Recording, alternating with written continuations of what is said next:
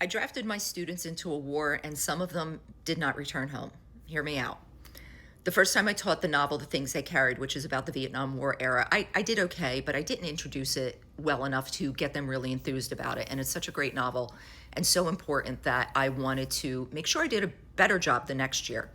So I was brainstorming, thinking about what I wanted to do. And my friend said, "Oh, we have an extra ticket to the Billy Joel tribute musical Moving Out or whatever." And I was like, are we eating afterwards? I'll go. But I wasn't that excited about it.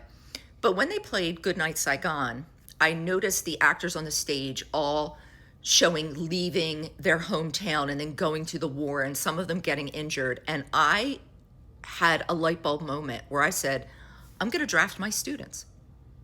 I'm going to print up draft letters and make them, half of the class get drafted, half of the class not.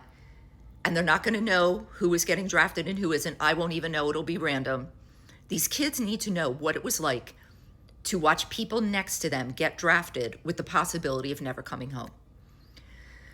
So I'm thinking about this the whole day. I get home, I immediately start working. It takes me about 2 weeks to type up all of the letters, because there's 3 rounds to this draft, I'll explain, to organize everything, to put everything in envelopes, and I knew I was ready to go. So the next year, when I was ready to introduce the novel, I didn't say anything about it that much the day before. The kids came into class, and every single kid took a sealed envelope. And I had created a little movie, which had clips from Dear America, Letters from Vietnam, and some movies and some TV shows depicting, the Vietnam War. I put music like Fortunate Son and Goodnight Saigon. And after the first segment, there was a thing that flashed up on the screen that said, open your first envelope. As the kids opened their envelope, half of the class had a draft letter. And half of the class said, congratulations, you are not getting drafted. You get to do whatever you want in your future. And they had a little thing to write under each one. And as they wrote, I'm looking around the room. I don't know who got drafted because the letters are sealed.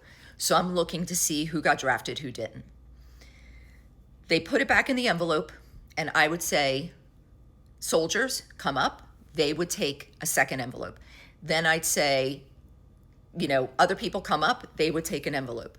They'd watch more of the film, and then it said, open envelope 2.